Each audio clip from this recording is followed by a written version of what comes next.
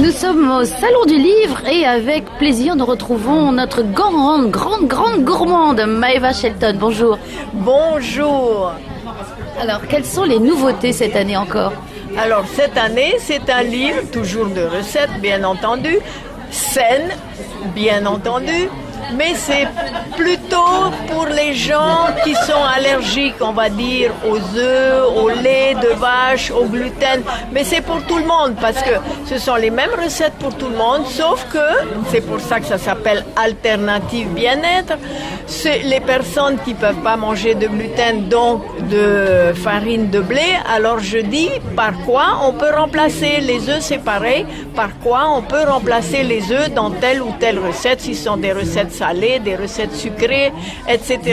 Alors, autant la farine, on peut trouver de la farine de ourou, je sais pas, mais les œufs, comment on remplace des œufs ? Alors, il y a plusieurs façons de remplacer les œufs. D'abord, d'une façon visuelle. Par exemple, on fait une omelette qui a tout à fait l'aspect d'une omelette et ça c'est très important, surtout pour les enfants. On a fait des enquêtes au Japon justement en servant une omelette comme ça à des enfants parce qu'ils se disent pourquoi moi je peux pas manger la même chose que mon petit camarade. Alors on fait un semblant d'omelette qui est fait à partir d'une espèce de pâte à crêpes. On colore avec du curcuma, ça n'a pas du tout de blé dedans, mais ça a le même aspect qu'une omelette, qu'une vraie omelette, et l'enfant il est persuadé qu'il mange exactement la même chose que son petit copain. Et est-ce qu'il y a les mêmes valeurs nutritives ? Non, parce que les œufs sont des œufs, hein. On ne peut pas remplacer les œufs par autre chose qui est vraiment l'équivalent des œufs. Mais ça dépend des farines qu'on utilise et on peut utiliser d'autres produits pour compléter, par exemple.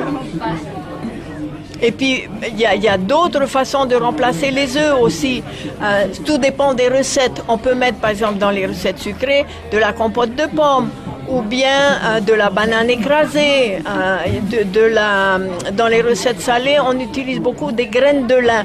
On moud les graines de lin, on les réduit en farine, en poudre, et on les laisse tremper au moins 15 minutes dans de l'eau. Donc ça fait un petit truc gélatineux et ça remplace les œufs pour, par exemple, lier certains ingrédients dans certaines recettes, salées surtout.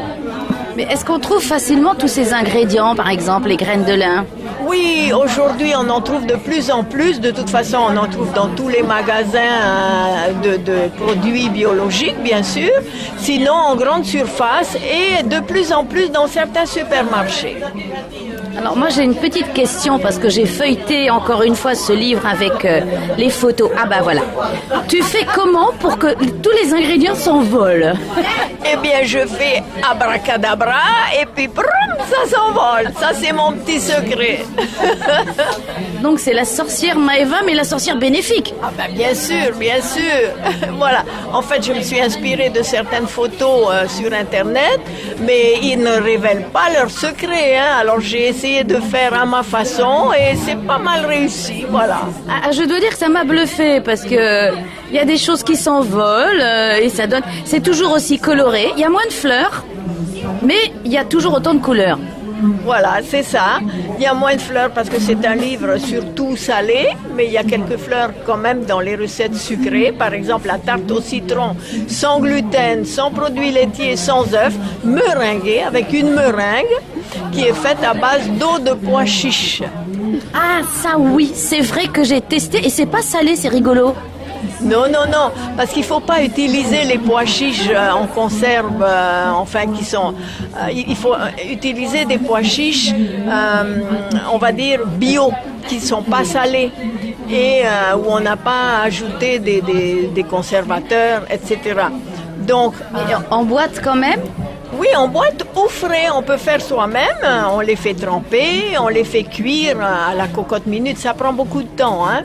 Et puis ensuite, on prend cette eau, qui s'appelle de l'aquafaba, eau de fèves, eau de haricots, on bat cette eau pendant un bon moment et ça mousse, ça devient comme des blancs d'œufs et ça n'a pas le goût de pois chiche, c'est délicieux.